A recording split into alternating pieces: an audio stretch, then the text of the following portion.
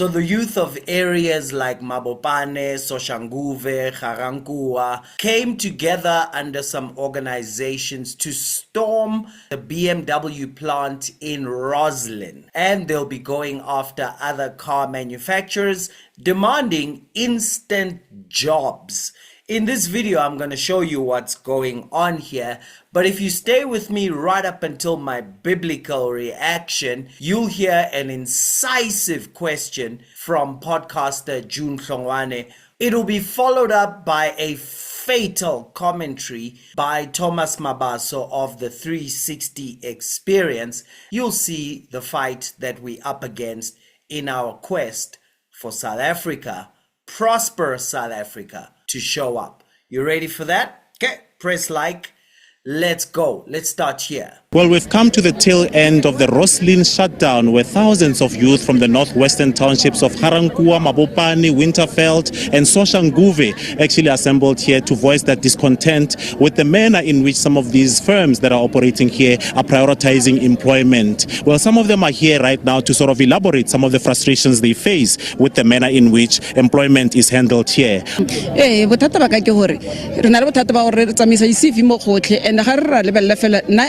I'm about 35, but yes, this is the problem. We take our CVs everywhere, and when I look at my age, I'm about 35.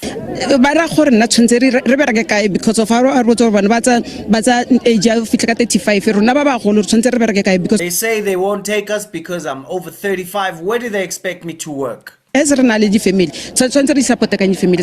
How am I supposed to support my family since I have a family? But are here because of our age. So that it means We've been submitting our CVs, but we're not hired because of our age. So they mean us single parents, we're not supposed to have a job. Where do we get money to support our children? Where are we supposed to get it? Because of or prostitute because of discrimination. Must we go and mug people, or do they want us to be prostitutes because they don't want to hire us? Government So government must know that they must prioritize as well, because we want jobs. Because of support. So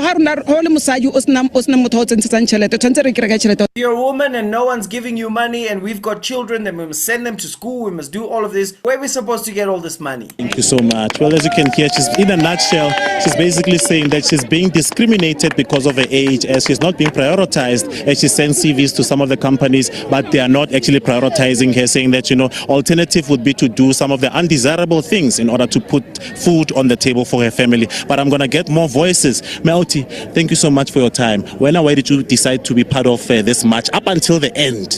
We are happy and excited to be part of this march because we understand the pain of unemployment and the gatekeeping ya mmereko lo rekisa mmereko and undocumented foreigners ba berekang mmereko ele ya rona. Really youth re tlhakane ka jeno the whole of Tshwane and different civic organization to shut down Rosslyn. But I'm not happy with the shutdown. I believe because you cannot give them 7 days knowing very well the foreigner thing. They were supposed to be out with immediate effect. I'm not happy that we give them 7 days with foreigners working there. They are supposed to be out immediately. The youth is in the same time. So we are going. So the youth can go in same time.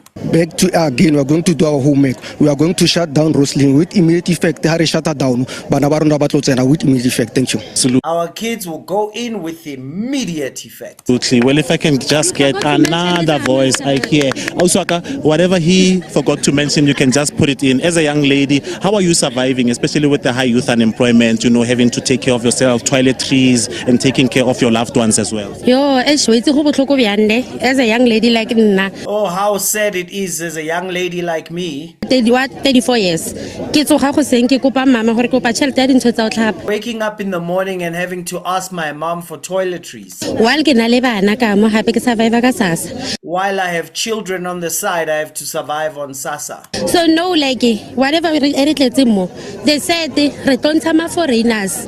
Whatever we came here for, they said we're going to take Foreigners out. not gore re tlisa di memorandum We're not bringing memorandums. re emetse gore ra tsena mo difemereng sa ma-foreigners but We are coming into the job now. Foreigners out.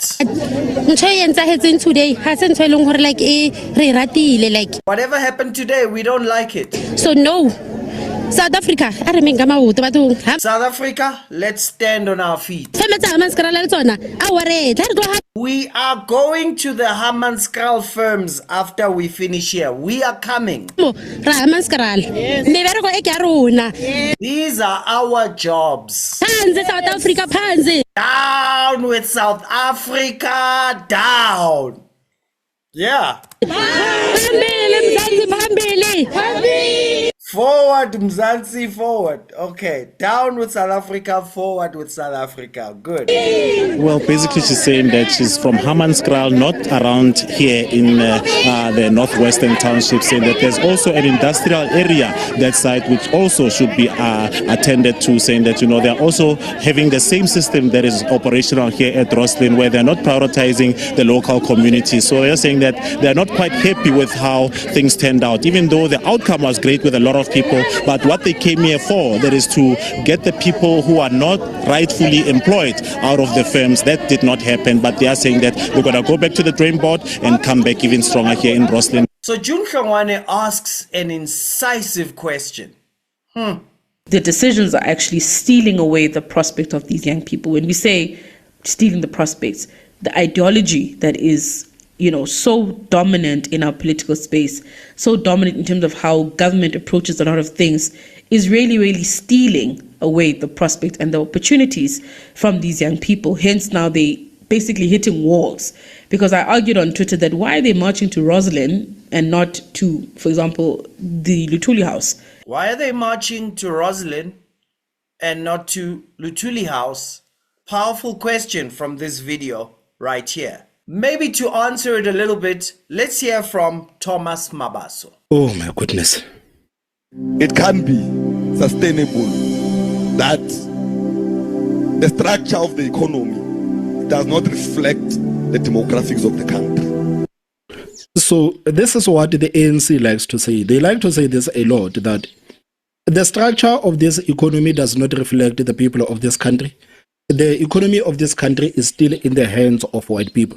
These are the same people that have been in charge of this country for the past 30 years. So instead of taking accountability for the mess that they have done in the past 30 years, these people are demonizing white people and they are demonizing business, because this is exactly what they are doing.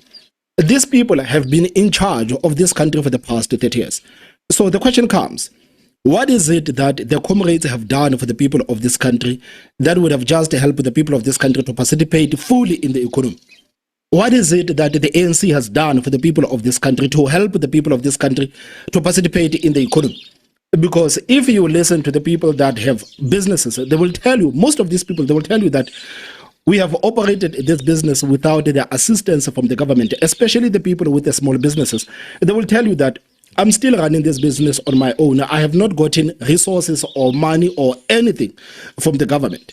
And every year, the people of this country are told about these billions and billions of rands that are supposedly going to be allocated to the small business sector. But the people in the small business sector, they can tell you that we are not getting any assistance from the government because the comrades are squandering the money that is supposed to be making things easier for South Africans to participate fully in the economy. So how is it possible that the people that are sabotaging the process of making people participate fully in the economy can now come to us and tell us that the economy of this country does not reflect the people of this country? This is straight gaslighting. This is straight gaslighting. And honestly, they think the people of this country are stupid. They think all of us as South Africans, we are nothing but idiots. They can sabotage the processes of making people's better behind the scenes and come to complain about the fact that people's lives are not getting any better. How evil do you have to be to sabotage the people behind the scene and go to the same people and complain about the fact that their lives are not getting any better? You know very well that the political party that you represent has been destroying this economy for the past 30 years. You know for a fact that the companies have been leaving this country.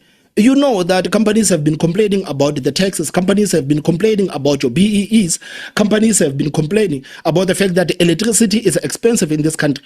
They've been complaining about a lot of things. And now companies are complaining about this Employment Equity Act that your president has signed, forcing the companies to hire black people, women, and people with disabilities, and trying to go around and parading that as transforming the lives of the people of this country, saying absolutely nothing about the lives of the people on the ground, but parading the fact that we have forced a couple of companies to hire our own comrades in their executive positions. How evil do you have to be to actually pull that off? So me, as a South African, I actually find this quite insulting. It is insulting because this guy will never say anything. He will never tell you what the ANC has done to make things better for the lives of the people of this country. He will never tell you. He will never tell you, but he will gaslight you at every turn. He will gaslight you, and he will keep telling you that the economy of this country is in the hands of white people. The economy of this country is in the hands of white people. So the question comes, who betrayed the black people of this country? Who betrayed the progress of black people in this country? Who stopped black people from participating fully in the economy? And this is the reason why I hate progressive politics. I hate progressive politics because of this, because there is no accountability there. In the progressive side, there is no accountability. It's victim, victim, victim, victim, victim. We are all victims. Even of our own doing, we are the victims. That's why I will never be on the side of the progressives, because this is the kind of nonsense that they spew, and they expect the people to take this as something that actually makes sense. It makes absolutely no sense. It makes absolutely no sense that the representatives of the ANC are coming to the people of this country to try to gaslight them after they have sabotaged the process of making people's lives better. It makes no sense. It makes no sense. I couldn't put it any better. No accountability. Now, my biblical reaction. He who covers his sins will not prosper, but whoever confesses and forsakes them will have mercy. He who covers his sins will not prosper. He who never takes accountability will not prosper.